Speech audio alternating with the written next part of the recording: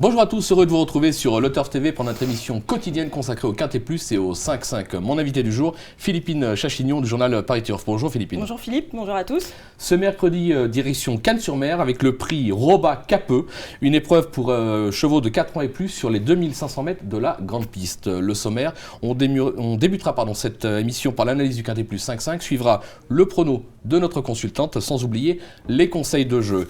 Alors, en parlant de jeu, le numéro 16, Dactylo, ça vient de gagner, ça a pris 3 kilos de pénalité, ça vous inquiète pas? Pas du tout. Alors donc elle a gagné nettement un handicap sur 2004 ici même, donc sur l'herbe et en terrain lourd, par 2 longueurs, donc elle a de la marge. Elle a été pénalisée de 3 kilos, mais finalement je pense qu'elle a encore tout à fait le niveau et elle est régulière en plus. Et elle, de surcroît, elle est montée par Fabrice Véron, l'homme en forme du meeting. Donc, je fais confiance à 100%.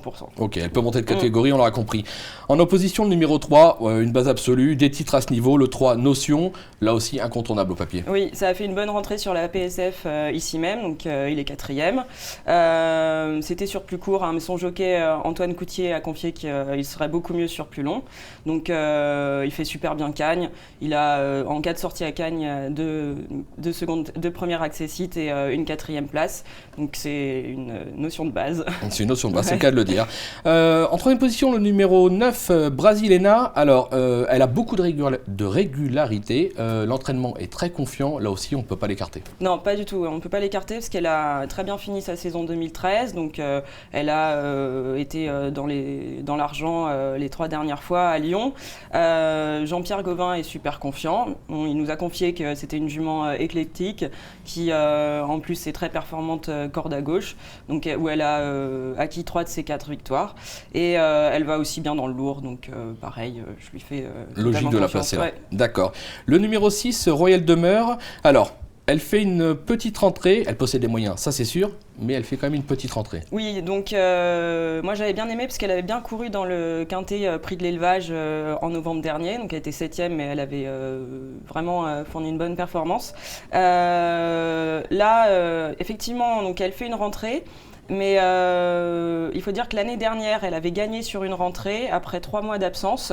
Donc c'est une jument qui peut faire mouche d'emblée. D'accord. Donc c'est pareil, elle est performante sur sa fraîcheur, ça c'est sûr. Ok. Alors, en 5e position, le numéro 4, Auquel des Mottes. On en a parlé beaucoup avant l'émission. Moi, je suis pas fan.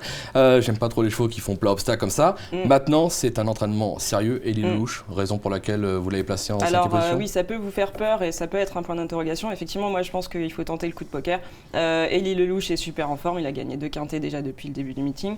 Voilà, le cheval sera associé à Crastus, qui connaît très bien. Donc voilà, moi, je pense que vraiment, il faut tenter le coup. On s'en méfie. Ouais. Ce ne sera pas favori, mais oui, on s'en méfie voilà. pour une cote.